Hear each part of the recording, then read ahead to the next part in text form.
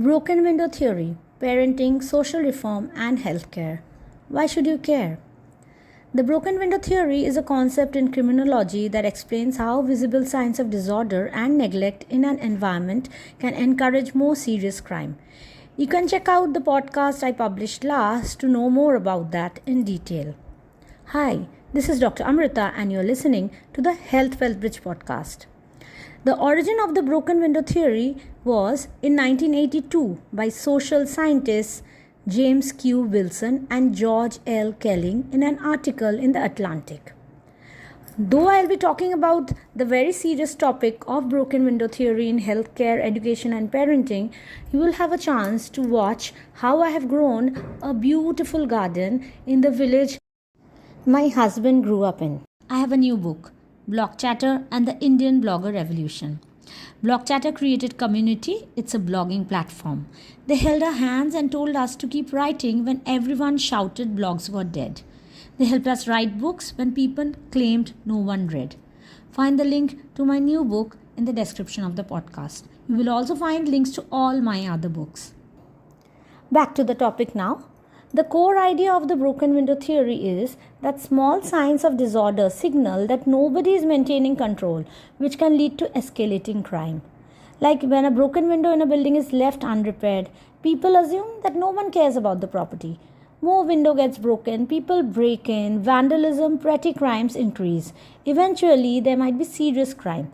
That's why you need to take care of the property you are buying so that something like that doesn't happen. So whenever you are buying property, it needs to be in a place where you can take care of it. So broken window theory can also be a part of your investment strategy.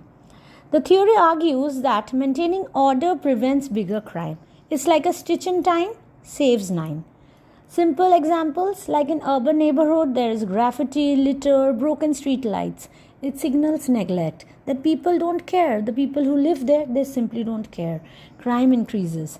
When there is public transport problem like fare evasion, people begin ignoring other rules. And there is more law and order problems.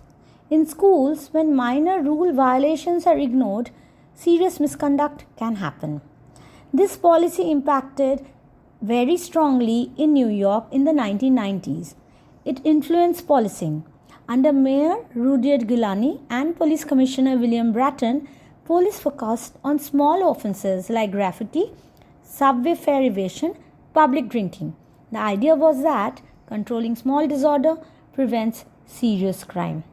In modern use, this can be applied beyond crime, like urban planning, maintaining clean, well-lit spaces, workplaces where rule violations are addressed early, online platforms where moderating toxic behavior when happens early prevents bullying and other problems.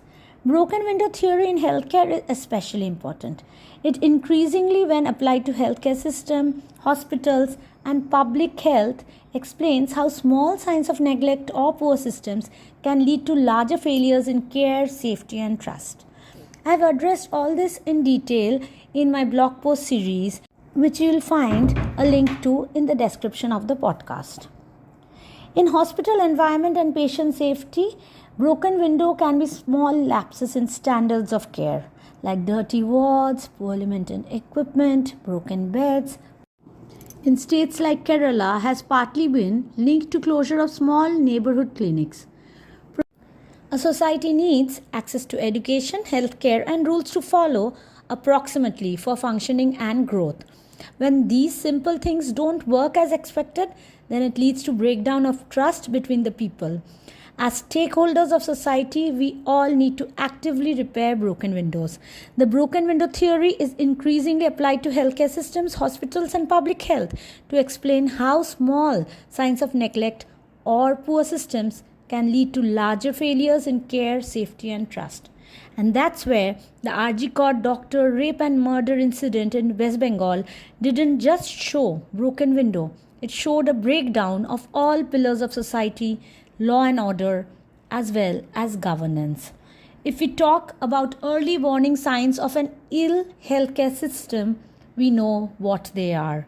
The dirty wards, the poorly maintained equipment, overcrowding in wards and outpatient, broken beds, Poor hygiene, dirty stairs, dirty toilets, absence of toilets for patients, their family members, doctors, nurses, other staff are all important signs to keep in mind. Entry of dogs, cats, rats inside hospital premises are a strict no-no. Poor clearing and disposal of garbages are also signs that we need to keep in mind. Over time, this will lead to serious problems. While we talk about broken window in everything, education is a touchy topic. Restoring accountability at the smallest level needs good intent. In many regions of West Bengal, the decline of the government schools as well as the private school quality rarely begins with dramatic failures. Instead, it often starts with small, tolerated irregularities. Minor cheating during internal exams, incomplete lesson planning, irregular attendance, poorly maintained classroom. Small breaches become routine. Teacher recruitment is one area where this becomes particularly visible. In the irregularities of the recruitment process of the West Bengal School Service Commission, it has been documented in official records that proper care wasn't taken to recruit teachers. Primary information about these irregularities has been discussed in judicial observation of the Calcutta High Court. Applying the broken window perspective to education means that reforms should address small but visible indicators of disorder. At the government policy level, structural safeguards are equally important. The principle is simple. When everyday standards are consistently maintained, trust in the entire system gradually returns. Education system thrives when the smallest standards are taken seriously. Repairing the broken window of education, whether they appear as minor ethical lapses, administrative irregularities, or neglected facilities, help prevent deeper institutional decline. You must not fool yourselves. You are the easiest person to fool, was said by Richard Feynman.